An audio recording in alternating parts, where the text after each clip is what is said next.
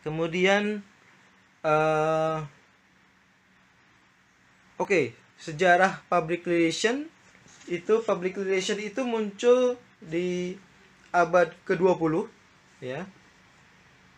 Abad ke-20 berkembang sejalan dengan perkembangan media. Jadi dengan adanya perkembangan media, maka di internal perusahaan pun ada kepentingan untuk membuat bagian perusahaan yang khusus berhubungan dengan media gitu.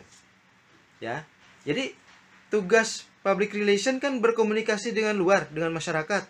Nah, tidak selalu komunikasi langsung dengan masyarakat, tetapi komunikasi itu seringkali dilakukan dengan perantaraan media, gitu ya.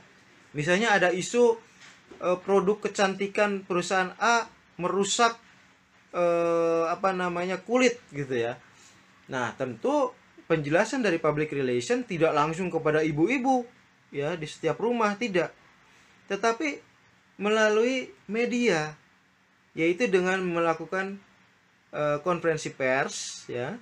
Konferensi pers menjelaskan, kemudian disertai juga press release. Nah, dengan konferensi pers itulah kemudian informasi menjadi tersebar kemana-mana gitu ya, menjadi tersebar kemana-mana. Nah, di era sekarang, di era medsos, tentu ada juga metode melibatkan medsos gitu ya. Misalnya public relation juga harus aktif di media sosial, misalnya di Facebook, Twitter, WhatsApp dan lain sebagainya gitu ya. Selain dengan media mainstream tadi gitu ya. Tetapi media mainstream itu tidak bisa ditinggalkan gitu ya.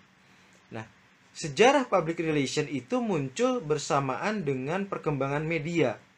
Karena memang public relation itu dibuat oleh perusahaan untuk berhadapan dengan media, berhadapan dengan masyarakat melalui media gitu ya. Jadi kalau Anda bekerja sebagai public relation nanti di suatu perusahaan, maka pekerjaan Anda itu berhadapan dengan teman-teman media gitu ya. Pekerjaan Anda itu membuat rilis, kemudian press conference ya, menjelaskan isu apa itu gitu ya. Dan kemudian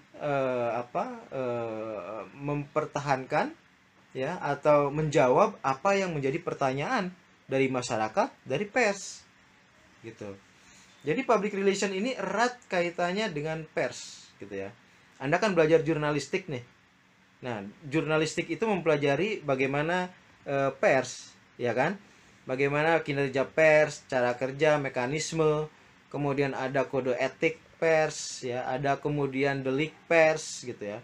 Nah, ini kita belajar dari sisi yang lain. Itu dari sisi berhadapan-hadapan dengan pers, yaitu public relation. Ya, dari sisi perusahaan.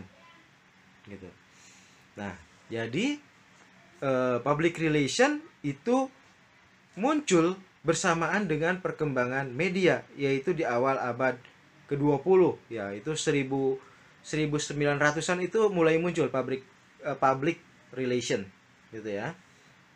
Nah, lebih ke sini tentu terus berkembang ya, terus berkembang karena memang dirasakan pentingnya peran public relation ini gitu. Selain tentu ada peran yang lain-lain ya, ada peran marketing, peran advertising, juga peran para pimpinan perusahaan. Tapi public relation sebagai teras depan dari perusahaan ini juga sangat penting gitu ya. Oke.